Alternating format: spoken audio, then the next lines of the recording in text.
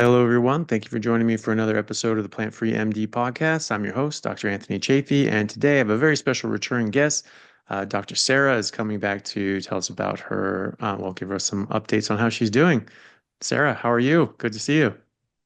Good to see you too. I think has it been 2 years, a year and a half? I'm It's the trying to, first one. Yeah, could be. Wow. Yeah, I mean, obviously we've kept in touch since then, but the episode, yeah, may have been, a year and a half, 2 years. Yeah. So with people that don't know, well, people that haven't seen it, should go back and watch. But Dr. Sarah took it upon herself to treat her own MS and wasn't accepting of the very poor outcomes involved with MS and what she was getting with standard of care. And so she took it upon herself to heal that. Maybe just a brief recap on what that looked like and what you went through and did, and then we can see how you've been since then. Sure. I was doing a specific diet for MS before I switched to carnivore. It was kind of out of necessity, I would say. I was having a lot of digestive problems. Um, and saw things getting worse on the dietary protocol I was on. So it was an accident how I stumbled onto carnivore, and I later met with a nutritionist, and she said, "Oh, you're doing the carnivore diet." I said, Mm. "What?" I didn't know this was a thing that people were doing this. So I felt better when there was a professional guiding me, I guess, through that process and who is supportive. She's a holistic nutritionist and is definitely a believer in the carnivore diet. I also had high dose vitamin D therapy, the Coimbra protocol, which I'm still currently on and considered stable or at the dose that I would be maintaining for forever. I noticed with carnivore, uh, my MS symptoms were gradually got better and then just started to completely drop off, which has been really amazing and unforeseen, I would say. I've been, I think in October of this year, I think it will be 3 years since I've been doing carnivore. So I think I'm 2.5 years into it. Nice. Uh, yeah, it's been very interesting to say the least. Hmm. So I've gotten a lot of questions. Hmm. Yeah. Well, you had quite a miraculous recovery as well, and this is something that we're seeing being replicated in other people as well. But tell us how seriously was this affecting you physically, and then how long did it take before you started seeing improvements? Physically, it was pretty bad. I had things intermittently for a very long time. I would say over 10 years, but they went away, which is apparently normal for the relapsing remitting MS. Hmm. Um, my family's not we're not very I don't know what you would call it, doctor happy. We don't just go to the doctor. So we're not regulars. I don't do the thing a lot of the things I guess I'm supposed to do, like the checkup, the annual, all of that stuff. So there's a stint of time without insurance and things like that. And so you have to really be in bad shape to go to the doctor. um, so I did earlier in my 20s when I did have insurance, I think I saw every physician except for a neurologist to get checked for certain things and had been diagnosed with certain things. One of them was chronic fatigue, which when I looked at that, I was like, was that really a thing? What is that? Like a syndrome? I wasn't, really understanding of it. And I had a really strong sense that it was dietary related, just because I never felt good, particularly after I was eating. And so the journey really began with just not feeling well and trying all kind of experimenting with dietary things.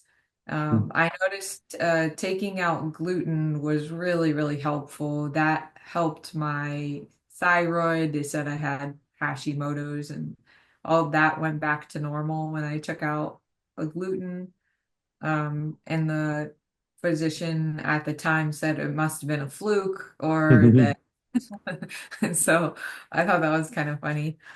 Um, Yeah. so I was getting feedback along the way in terms of, okay, there's something to the dietary stuff. It helped in terms of I felt a little bit better. I took thyroid medication for, a little bit of time, and then I went off of it because I had a very hard time accepting that I was going to stay on a medication forever. I didn't Mm. like it. I not very trusting of the medical system in general. I started view the medical system in the United States. I view the strength as the diagnostics, not really Mm. the treatment. So I try to, think about it in terms of, okay, I can use things to my advantage, but I don't have to necessarily follow the piece in terms of care. I'm just going to have to figure it out, I guess. Um, so it was over a 10-year journey trying to do all of those things. And Mhm. then, I came to a point where things started to get progressively worse, and I was starting to have, more extreme concerning MS symptoms, like with difficulty walking, weakness in my legs, and strange sensory things that tended to be temperature related, like I took a really hot shower, my left arm would go numb, or the left side of my face would go numb. Strange things like that. I had optic neuritis. I had some eye symptoms, um, spasticity in my legs, usually like upon waking up. The balance coordination stuff was probably the trickiest because I had three falls in the year that the same year I was diagnosed.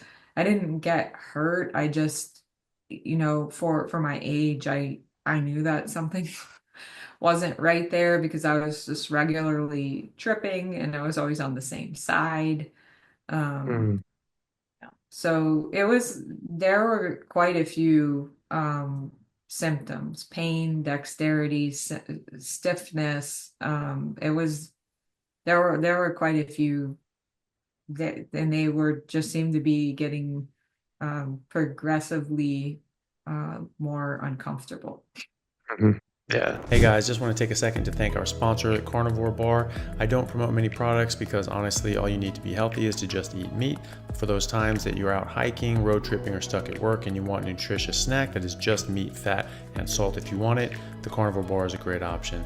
So I like this product not because it's just pure meat, but also because I want the carnivore market to thrive as well. And the more we support meat-only products, the more meat-only products there will be available in the mainstream. So if this sounds like something you'd like to get behind, check it out using my discount code Anthony to get 10% off, which also applies to subscriptions, giving you 25% off total. All right, thanks guys. And then after that, when you switched to carnivore and taking the high dose vitamin D, obviously the neurological symptoms improved, but one of the most shocking things, I think, to be a lot of people, especially people who have treated MS or had MS, was that on MRI, these lesions started to actually not only just stop getting worse, but they actually started getting better, didn't they?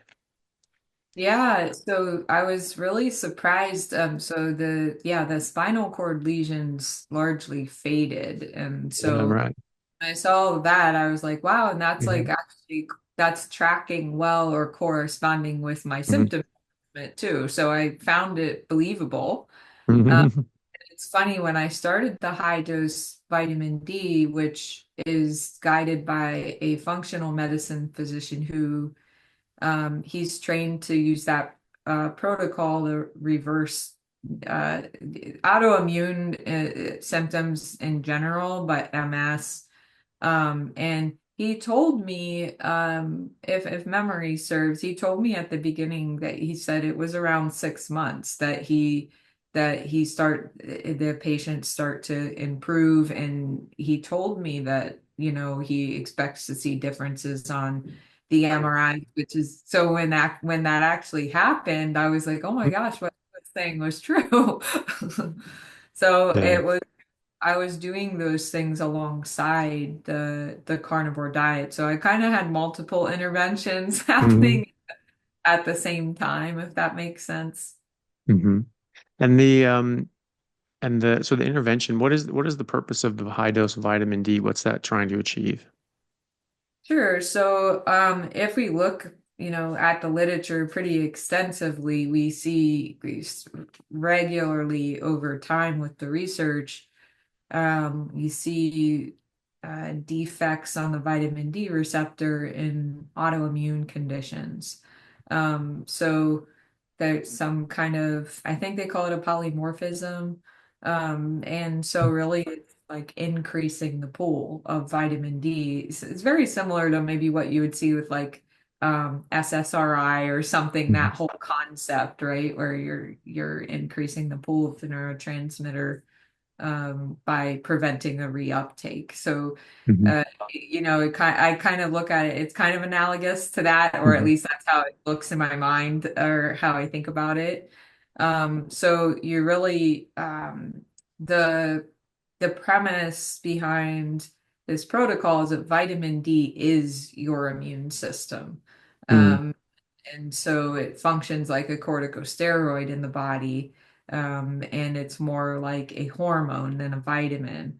And so the idea is that people with these autoimmune diseases have a defect on the vitamin D receptor, so they may need to take extraordinarily high doses of it. Hmm. And what happens is, or what theoretically happens, is then it kind of corrects course with the immune system. So the immune system stops attacking the self. Hmm. So it's a way to, I think about it as a way to correct a confused immune system. Hmm. Yeah. And I remember you saying as well, and I meant to ask you this previously as well. Maybe, yeah, can't remember if I did. But there was like talking about, the parathyroid hormone and that's being affected. You want to take enough of this to keep that parathyroid hormone low. Did they tell you what the thought was behind that?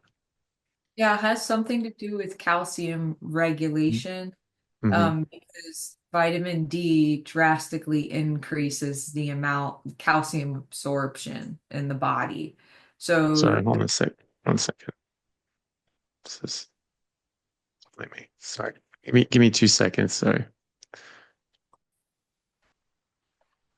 Sorry about that. Just had to take a quick break to take care of that phone call. But we were talking about how taking vitamin D affected parathyroid hormone and why this might benefit someone with MS or other autoimmune issues as well, potentially. right. So, my understanding is that the goal is to have enough vitamin D to where it pushes the parathyroid down between levels 6 and 7. And once that is down to that level, you're at the vitamin D dose that you'll be on. So it can Hmm. take up to 2 years to do that. And I had been getting lab work every 3 months to look at where I was with that. So it requires a low calcium diet. So basically, probably less than 20 to 20%, 25% of like the daily value. So it's, Hmm. it can be some, but very little because of how much the uptake of calcium increases with the vitamin D, the absorption of it. So that's my understanding of how it works when the doctor explained it to me. Good. Yeah, and did they say, and that was just sort of basically that's the way to track how much vitamin D you actually need as opposed to like looking at vitamin D levels? Right. He never takes vitamin D levels. He said Mm. they don't matter. They're based Hmm. on the population average anyway. True. Um, so it's really looking at that parathyroid level to know, okay, this is how much you can take, and it's to try to Hmm. push it, basically push it to that max and then keep the Hmm. parathyroid at that safe level between 6 and 7. It's really Yeah. low. Yeah. Um, so that's, there's people taking several 100,000 IUs a day. I take 78,000 a day. Mm. And so, yeah, it's not, it sounds like a lot, but well, which it is by dose, but also it's liquid, so it's not, comes out to Mm. like a tablespoon. It's not really like taking, all these tablets or anything. Mm. It's quite liquid. So it's pretty and it's non-prescription type. So it's D3, so it's important to actually take the active form Hmm. of D, so you don't have to deal with any conversions from the Mm. D2 to D3, Yeah. which is really what's found in like when people talk about there being vitamin D in mushrooms and things like this, it's Mm. really like an inactive trace amounts sort of Yeah. and you really know how much you're getting. So Yeah. yeah, it's Yeah. pretty interesting. Yeah, it is really interesting. And so, well, since then, what are some of the updates that have been going on since we saw you last? Oh geez, there's been a lot. So the biggest Mm. I would say fatigue, my improvement in fatigue has been really great. And the fatigue with MS was I mean, very severe. It's also something that I had struggled with for a long time. And I just thought, I described it as an accelerated aging process myself. And I know that's pretty common description for MS. So you feel old and tired and slow and lethargic and no, cognitively zapped. So it's sort of like going through life. It's kind of like a zombie like state, I guess. That's how I experienced it anyway. So when those layers of fog started to just peel away, I was not aware of how fatigued and how much brain fog I had because I Mm. gotten so used to it, and I thought, wow, that is just so sad that Mm. that was my norm because you can't really see it. It's like trying to teach a fish the nature of water, right? So how are you going to know if this just this process of this is your sense of normalcy. So I really started to feel better in my digestive tract, and everything started to gradually improve. And my energy levels that's what I've been very, very grateful for because it's not something I don't think I believed that could improve. It just, to be able to have so much energy again. And I went from sleeping 11 hours a day, which included naps, Mm. and to 6. So now I need 6 hours of sleep, Wow. which Yeah. I just wake up after 6 hours. So Hmm. I don't take naps. And so that's very different than what had been happening because I had gotten to a point, with the MS where I was very planned around the day because I knew once it hit, 2 o'clock, I was done, right? So I had to try to be as efficient as possible, which didn't go well. But I ran out of reserve so quickly, and then I would wake up and I already wasn't 100%. So I just was tanked by the middle of the day.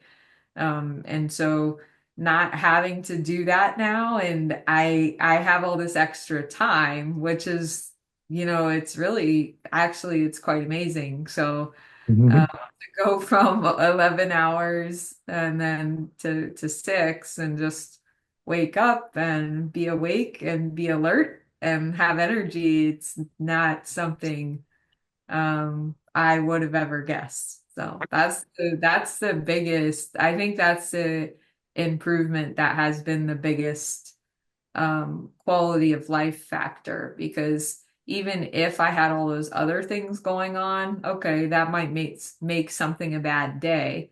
But I could still effectively participate in the Hmm. day if I had more energy and wasn't feeling lethargic and things like that. So, but those other things have largely improved too, the balance, coordination. I went back to dancing, ballet. Nice. Yeah, great. Yeah, so it's quite there's been quite a lot of drastic improvements, and it's not something that I would have predicted at all. Mhm. Yeah. Yeah. Oh, that's amazing.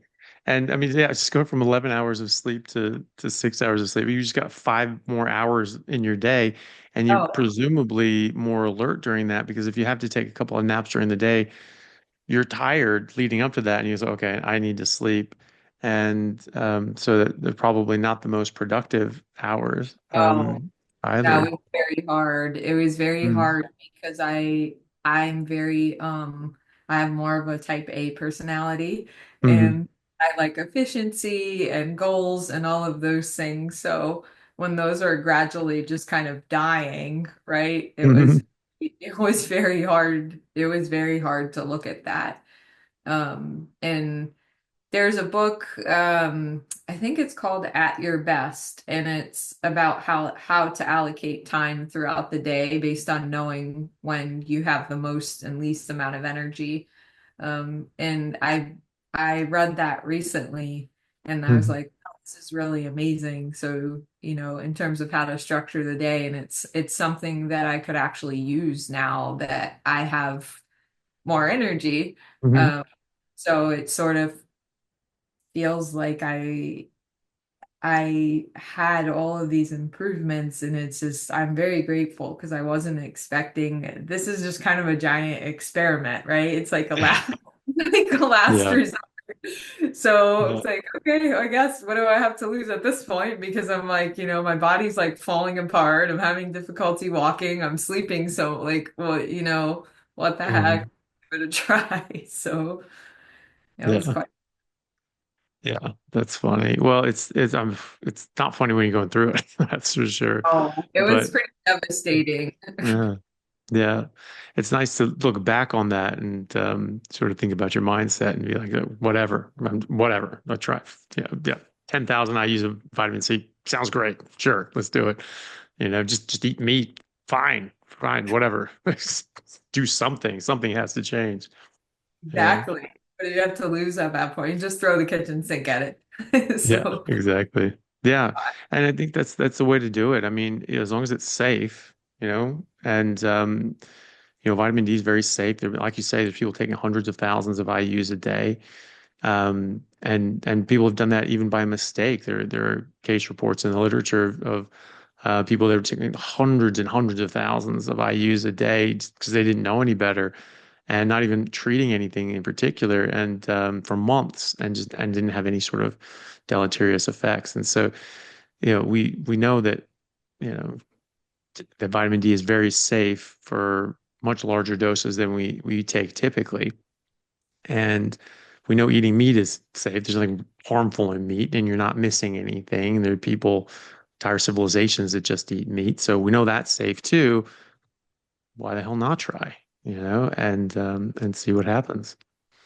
yeah, I agree. And I noticed definitely some differences so when I was in the hospital, I got diagnosed with MS. Went to the ER, and they kept me Hmm. there. I did all of the rule out tests, all the rheumatic, they ruled out all the rheumatic conditions.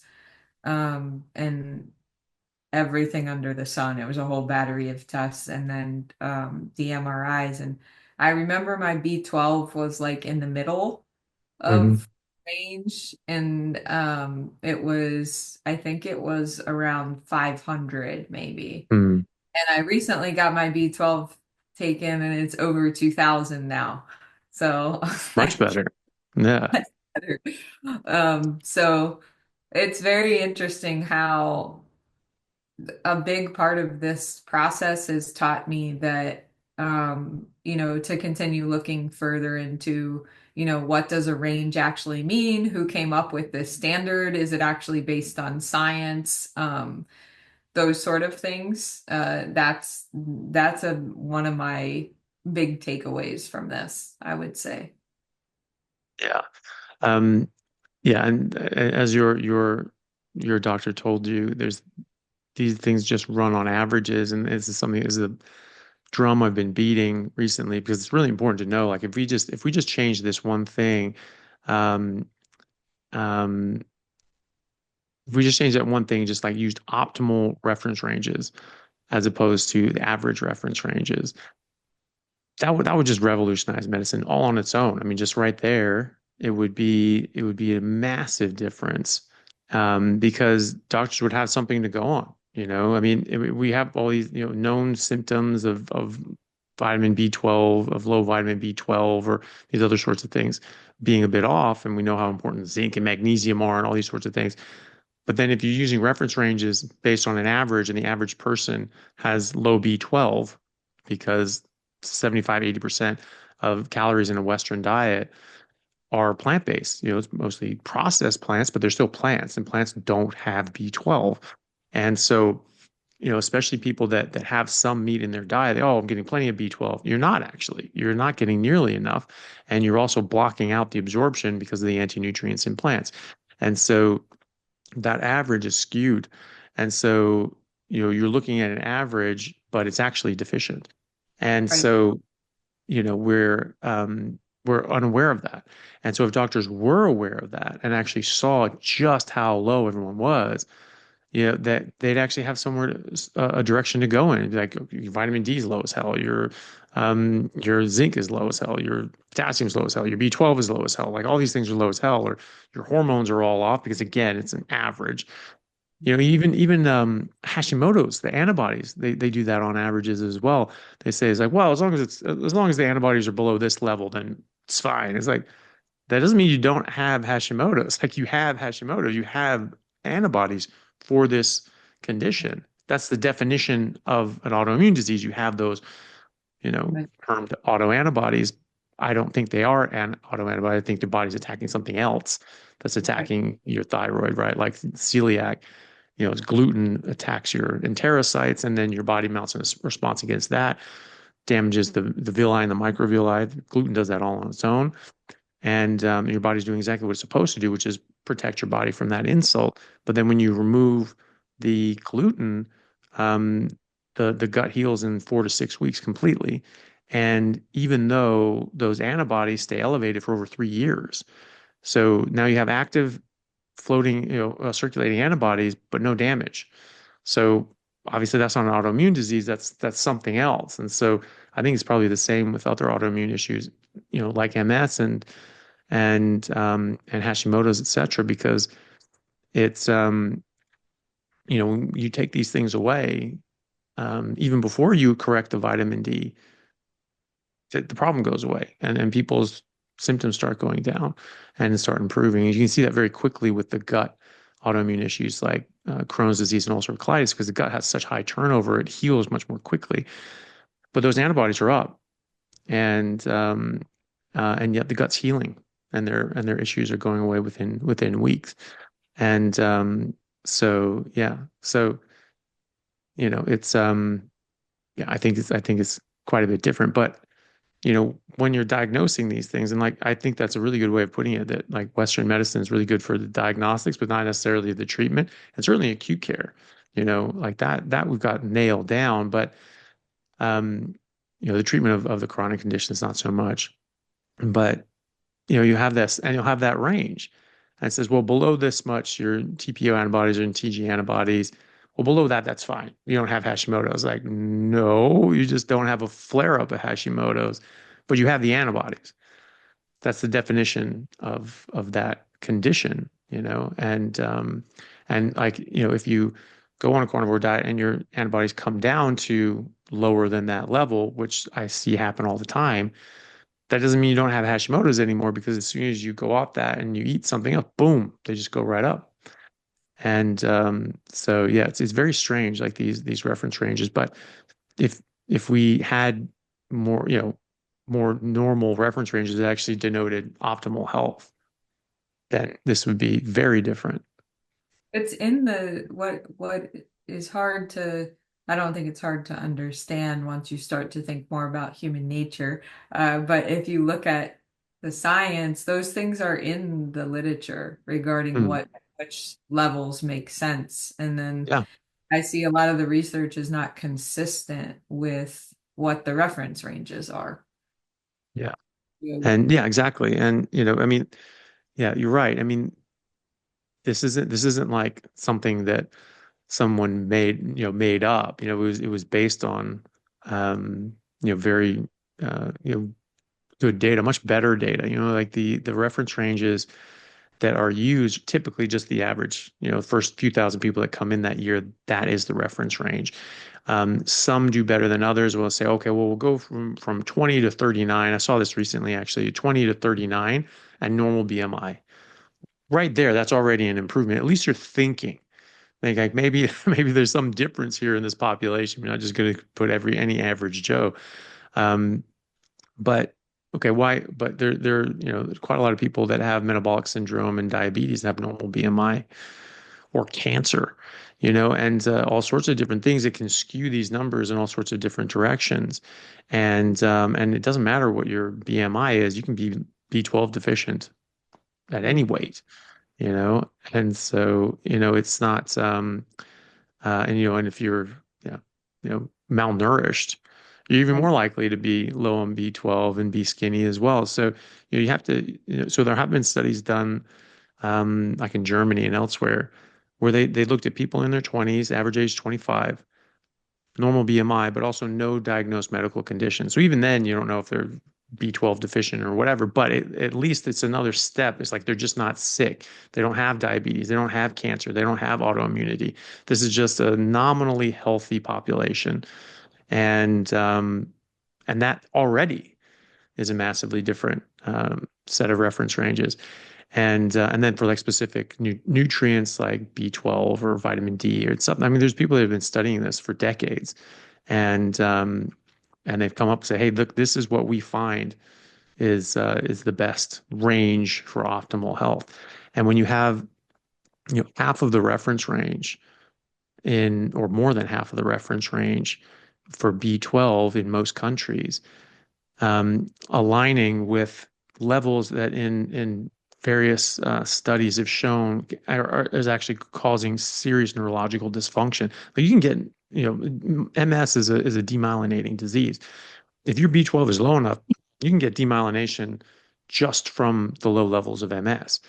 And so, and you can actually get shrink, narrow, thinning of your spinal cord, and the gray matter or white matter starts to shrink, and your brain shrinks. So Oxford University showed that under 308 picomoles per liter of B12, that people's brains were shrinking by over 5% in 5 years.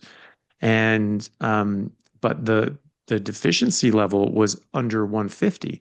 So this is double that deficiency range, and yet their brain is shrinking. And above, I think it was below 500, people's brains were still shrinking by 2.5%.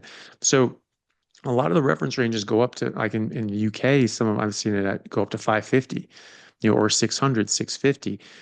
Below 500 is such a profound deficiency that the brain, you're getting brain damage, and the brain is shrinking in volume, as you can measure on MRI. So how could we possibly call that a normal or acceptable B12 range? But we are, because of that average. And so now so many people are getting neurological damage directly just from the B12, and however many other sorts of things that are out of range.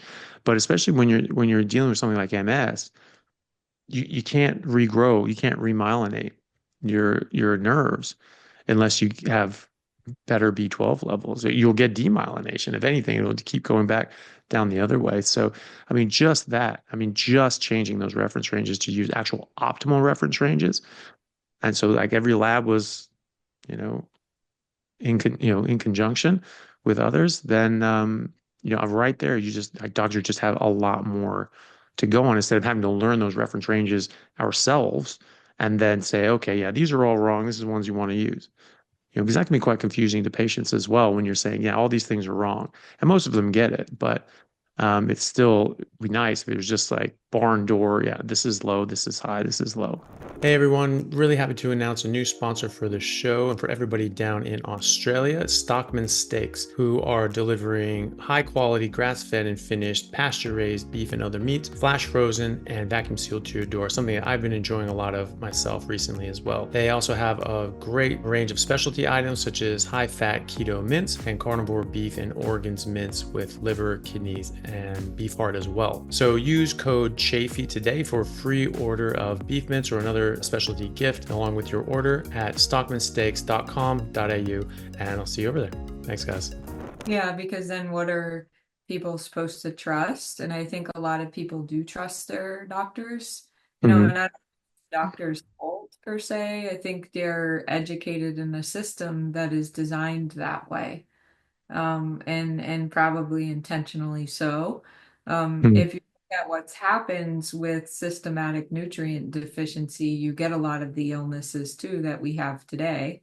And it's kind of like the perfect crime, right? Because you can't point to a villain in the story, Mm-hmm. since you were in the reference range. So if the reference ranges are inconsistent with a lot of the science, then you can, I think I think having reference ranges that are deficient, I don't think that that's an accident. But I don't think that it's a physician's fault. I think that's just they are kind of getting passed through the system, and they're perpetuating information that they've learned in medical school. And I question that information that they're repeating. Yeah, well, and it is. I mean, this wasn't directly taught to my class anyway. Of just like, oh, by the way, different labs use different ranges because it's all on average. That came about just randomly. We were at the after class. We were talking to one of the professors that had like an interesting talk. I remember there's this group of us sort of talking to him afterwards, asking questions, and said that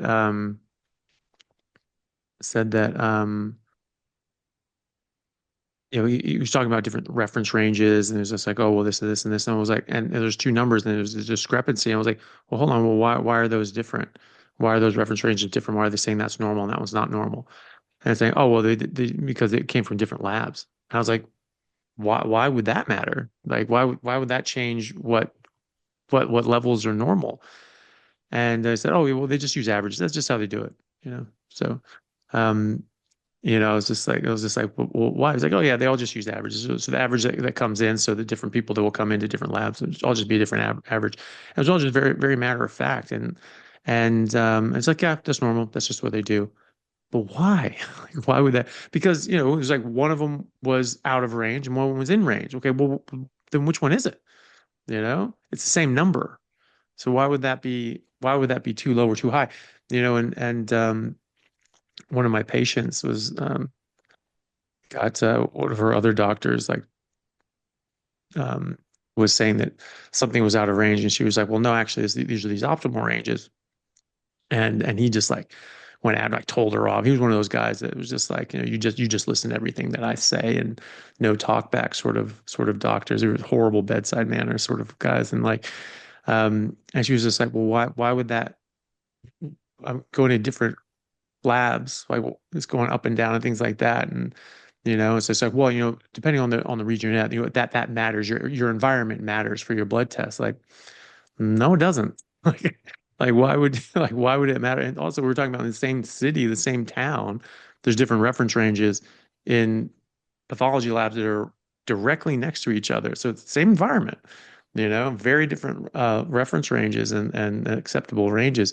And if your B12 is, 250, so you're in that dangerous range out of Oxford, and and then, you know, but at this lab it says no, that's fine. That doesn't mean that it's fine. You're in that bad range. And if your B12 is, and for instance, like there's some reference or some labs in the UK that I for patients that I consulted with, um, and the reference range went up to 550. So in Perth, one of the labs go up to 650 and one goes to 750 and one goes to 1,000. Okay, well, which one is it? If you're 900, you'll be normal at one lab and be toxic in two others. And then if you're 600, so you're normal in all of those labs, but you fly to the UK the same day and you're still 600, now you're toxic. And it's just like just being in England makes you B12 toxic. It's like I mean, if the guy can think, he wasn't that day, but thinking that, oh, your environment matter, your environment change. No, it doesn't. That's stupid. And like it's just so dumb. But yeah, so that's very important. And yeah, it would just change everything. It would absolutely change everything if we just actually used optimal reference ranges. No, I would agree. I just don't think it's designed. Um, like I said, I don't think it's by accident that those are the ranges that physicians are given to talk to their patients about. So Mm, I think it yeah. helps to maintain illness, basically.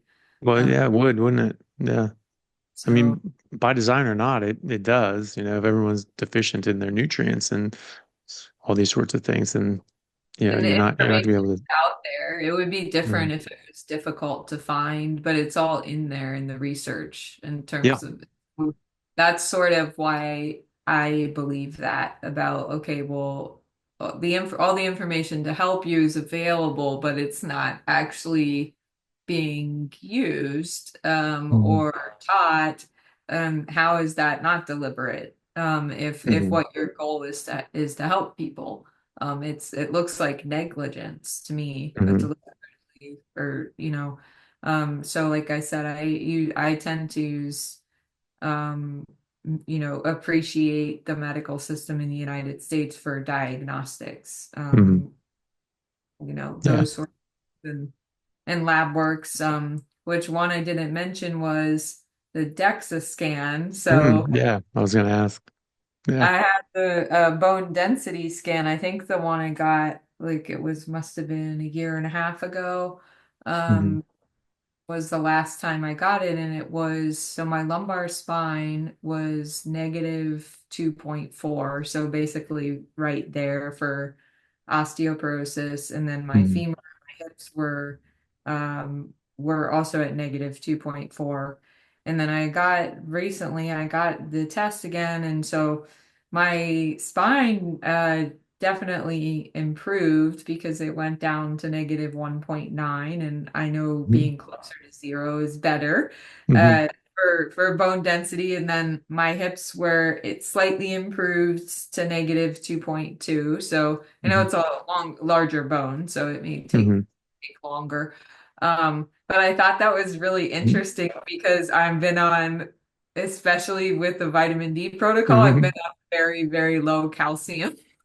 Yeah. So they're removing a lot of the calcium and upping K2 with meat and the D3 protocol, and being able to exercise again. It's really, I think, improved my bone density. So, yeah. Yeah. I mean, and it's going in the right direction anyway. And even with all these other things going on, it's improving, which is great to see. And there's this weird rumor going around. People get very stuck with these mechanistic sort of ideas. Well, if you look at biochemically, look at this, you're going to go down the wrong path if you just stick with that little thing. And so they look at this, well, this buffer system with calcium, and you're going to get acidic and acidotic, and you're going to buffer that with calcium. Like there's a number of different ways that your body buffers your pH. It's not just calcium. And the fact of the matter is that when you get rid of plants, you're getting rid of oxalates. and you're getting rid of phytic acid, and you're getting rid of all these other sorts of things that can block, disrupt, and prevent the absorption of calcium and also strip out calcium from your bloodstream, which oxalates can do. And so you don't have that. And so the amount of calcium that you need for homeostasis is very different. It's very different. And so there are a lot of factors that people aren't getting. And and then they talk about all these different, oh, you're going to get constipated and you're going to get that. And it's like you don't actually know the first thing about what's going on, and you've gotten all these things demonstrably wrong. So why are we going to believe you on that one too? And that's just not what we see either. We're seeing people reverse their osteoporosis with like you're explicitly avoiding calcium as much as possible for your MS treatment, and yet you're still putting on bone density, and others that embrace more of the calcium. They're reversing. I've had one patient, she just went pure line diet, just beef and water for 8 months. Exercise, very important for stimulus of the bones. And she went from, yeah, like full-blown osteoporosis to normal for a 25-year-old in 8 months, right? So massive difference. And so people are saying, oh, you're going to get osteoporosis 20 years down the track. No, we're reversing osteoporosis right now, like this year.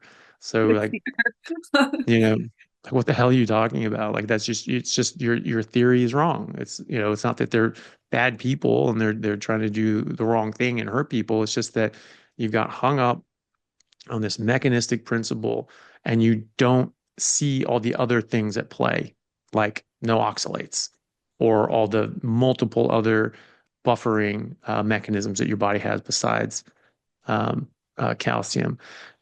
So it's a classic losing sight of the forest for the trees. They're staring at this one tree and they're like, this tree explains everything. And you're just like, no, there's a whole forest around you. And you're just being myopic. You're just like, no, there's one tree, this is it. You know? And they just don't get it. They don't get it. They think that the only thing in the forest is this tree. So well, actually there's different trees too. And they're not getting that. That's an easier thought process. Like it's more linear instead of considering the whole system, which again, I think is how the education is designed in the Mhm. medical. It's really not, it's even things being broken up into these specialties, right? Well, I don't know anything about this, so you have to go see this guy, right? And it's like, well, Mhm. but doctor, right? And Mhm. so that's fair to have specialists who focus on different areas, but not necessarily to the exclusion of knowing some basic things in these other areas. And so it seems like it's deliberately designed to be kind of compartmentalized, but I don't think that that's how the body actually works. So Mhm. it's Yeah. just, a little bit, it's a little bit different, I guess. So I see that in terms of the system. And so, like I said, I think the diagnostics are super helpful. Otherwise, the care I want to kind of direct on my own. So, Yeah. um, I have noticed too, carnivore, I've had family members with, different ailments try it and have done well. I've had friends try it and do well. And I know it could probably be very difficult to follow for some people. So I guess it just depends on who you are and what your goals are. Yeah, definitely. Well, and at least just understanding that this is a tool that's available, both for clinicians and patients. And that if you're not getting the results that you want with the standard of care, you can try these other sorts of interventions. And even just looking at vitamins and minerals and nutrients in from an optimal point of view as opposed to a good enough point of view as a reference range point of view, that could make a significant difference in people's lives as well. And I think, well, we are seeing people heal and regrow and repair and their bodies, putting out bone density after the age of 25. The textbook says you cannot do that. Cannot do that. Like not eat any at all after the age of 25. And yet here you are. And thousands of other people are seeing the exact same thing. So we're starting to relearn and rediscover how the body actually works, and and putting the body in the right position so it can heal itself. Because doctors don't heal much. We put the body into a position that it can heal, even with surgery. There's something that's offending, it's infected, it's growing and pushing. You remove that, you cut it out, you change things around a bit, and then you let the body heal. So you put the body in the right position so it can heal. I mean, we're literally putting it together, stitches. You're just putting the body back together with string, literally. And so, but you're letting the body heal. Like, we're not doing that. We can't make the body heal. The body is making the body heal. And so we just need to put it in the right position to do that. And so you can do physiological surgery and put the body in the right position with the right tools in order to heal. You can remove the insult and autoimmunity, and you can then give the nutrients, the vitamin D, the B12, the choline, the creatine, the carnitine, the cholesterol, the DHA, the EPA, get all those things in there, and then here you go, and let the body do it. So it's the same thing. You're just putting the body into a position that it can heal itself, and that's it. That's all you have to do. You have to be able to recognize that that's what you're doing, and that that's what you need to do. It's a completely different approach to medicine, as opposed to like, well, there's a drug that's going to have some little process that's going to change normal physiology to make some change that you want, and that can be helpful in certain situations, but really what you want to do is just put the body in the right position and just give it what it needs to get on with its day. And that's what we're seeing working for you and everyone else. And I think once we get like a critical mass of actual literature and published, sort of cases on this, um, then I think people are really going to wake up to this, and that will really change medicine. I'm hoping that it does anyway, and that it doesn't get suppressed. But thankfully, with the internet, this stuff is disseminated pretty widely, and even if you drop all this stuff off the internet and they wipe it all off, people know about it, and they're going to just start making new videos and getting it out there, and so the cat's out of the bag really, and they're gonna have to go with it. And if they want to still make a big profit and do this or do that, then they need to figure out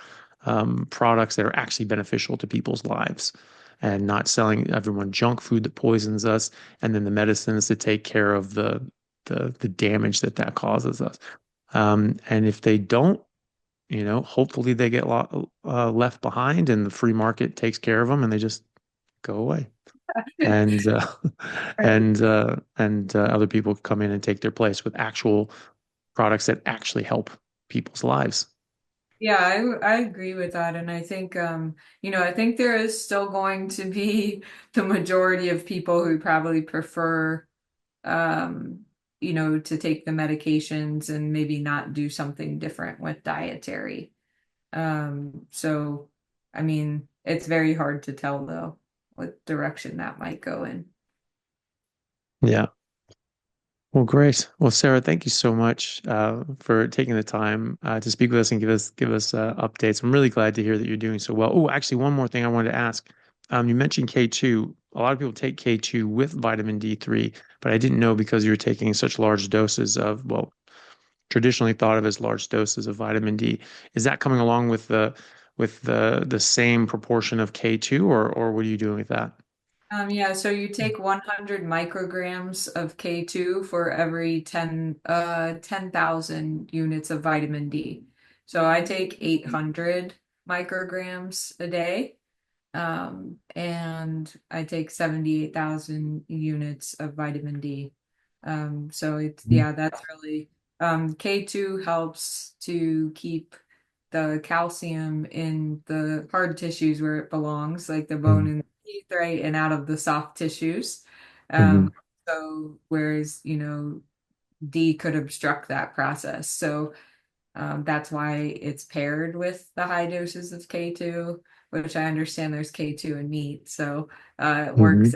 works out nicely. The one final thing I wanted to add was I think I'm very fortunate because Carnivore has been really easy for me. I think Mm, people try to want these other foods and things, which is totally understandable, but it really simplified my life. A lot of my family, like a lot of people's, there revolves around food, right? Like mm, certain customs revolve around food. Um, but for me, I'm not really a foodie, so this is just kind mhm, of you don't I figured out along the way kind of what I need to do, like to maintain muscle mass and keep weight on and those sort of things. And I do, like, I'm a healthy weight, healthy muscle mass, all of those things. But if it was up to me, I would just have probably one meal a day. But mhm, I would be able to get by with that. I wouldn't be eating enough, right? If I did that. So I kind of have learned what works mhm, in terms of how much. And I was eating the meat I was eating at the beginning of carnivore was way too lean. So now I know eating more fats is necessary and those sort of things. So. very good. Well, great. Well, thank you so much for that. It was really great to see your updates and hopefully inspire more people to give this a try and just see, it's not going to hurt you. Could very well help. And that's the whole point. So thank you very much for that. And if you have any final thoughts, please do share. But I know that you don't like sharing social media and things like that, so I won't ask that. Oh, I don't actually have, yeah, I don't have social media. Mhm, I have a communication, um, mhm, like, I use YouTube but I don't have like mhm, I guess whatever the normal, so Facebook, or I don't know what they're mhm. on now. There's Oh, these different kids are on these what days, they're yeah. what they're what they're develop Snapchat Mhm, and, like, yeah. So I think mhm. social medias can be super helpful for people. It's not my thing. Yeah, I personally hate it, but like, yeah, it can be very helpful to disseminate information, but it's just a time trap, it's so addictive. It's just these little dopamine hits, and you just find yourself just constantly on it, and you have all these different apps that have messaging services, right? And so you have different people messaging you on different apps, and constantly trying to think of, like, well, what app? Oh, I need to check this. I need to check that. And do I have these messages? Oh, I have to this. And you're just constantly going, and like you just can never just put the damn thing down because you're always thinking, like, you go through like five different apps, but then you're like, well, what if there's something else I'm missing on the first app? I got to go back and check that because it's been like an hour, of checking all these other things, and then you go back and you do that circuit again because you are getting responses and replies to the messages you just sent out, and you're just like, oh my, Well, and you just yeah, end up stuck a on lot. that thing. It's a lot, and I think, I think it was probably 6 or 7 years ago I had social media, and I got rid of it because it was a little bit of an experiment also. And I noticed that my in-person relationships got better because I felt like my relationships on social media were you really, it's an artificial sense of Mm, what's happening. You see mm, photos, you may have not really even had a real conversation with this person, but you see yeah, photos of their family, their children, and then 3 years later, it's like, wow, I haven't even talked to this person. So that's really why I don't use it, but I'm sure other people could use it successfully. yeah.